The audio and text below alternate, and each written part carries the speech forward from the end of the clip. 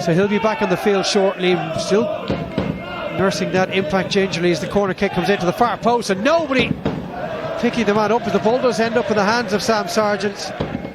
They call it, and see what unfolds after that. They haven't had to overcomplicate it. In it comes again, towards that back post, not a back across goal, and there is the opening goal. Well, it may not have an awful lot to the imagination, the manner in which they're delivering this set piece, but it certainly is effective. Conor Keeley getting the benefit of that knockdown and putting the ball into the back of the net for his 4th goal of the season, and the league leaders are in front of the showgrounds. That's brilliant from Keeley. Said Drogheda don't have to overcomplicate it.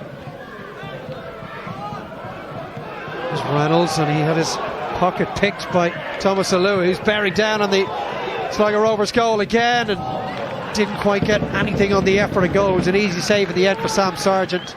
Elding looking for a 1-2 with Adiki, gets it, but it's stopped by Farrell, and there is the half-time whistle. A half in which both sides have had their moments, but the physicality and the ability to maintain pressure of Drogheda United has led to the breakthrough. Well, he's giving them an extra element of physicality up front that was probably lacking in that first half.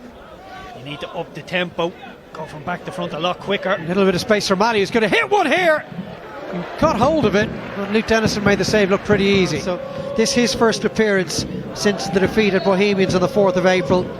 Man who's on loan until June from Northampton Town. Corner kick comes in, and it's flicked onto the front post by Malley, who gets it again. Little ball over the top, and it's clawed away by Dennison. Yeah, Lamboto has made a difference. I'd like to see Sligo try to get Elding back into the game. This is the chance. It's a wonderful bit of skill from Malley. Just tries to hook it into a nice area. Almost found the goal himself. Marking. Half an hour left of the showgrounds, just the 1 goal to show. Ball towards Alua, missed by Mahan. Alua for Drogheda United. John Mahan has his head in his hands, and it's Thomas Alua who doubles his side's lead. His 2nd goal of the season, and having really come into the game in the last 10 minutes, Sligo Rovers are struggling now. Drogheda United lead 2-0. Brilliant understanding from Drogheda where to play the ball, when not to.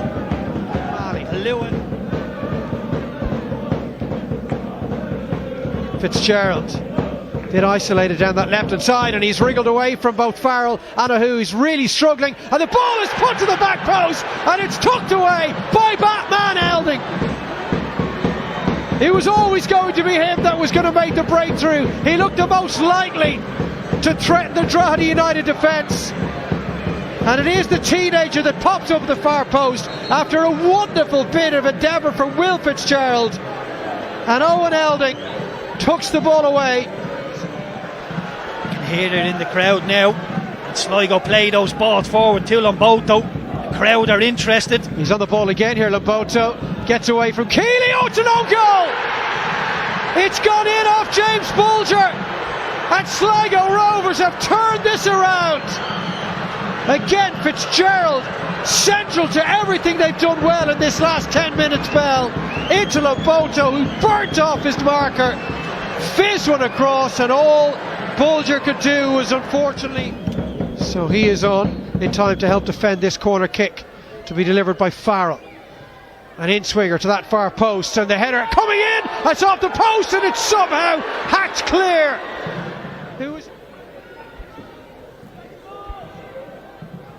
Won by Mahan.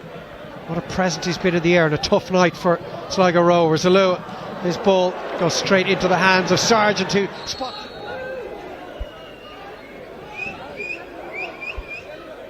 Well, if it's to be Doyle Hayes, this will go right towards the crossbar of the goalkeeper, Luke Dennison, and that's a disappointing outcome.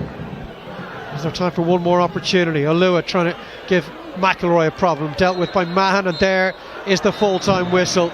Well, Drogheda United look comfortable, they look physically superior.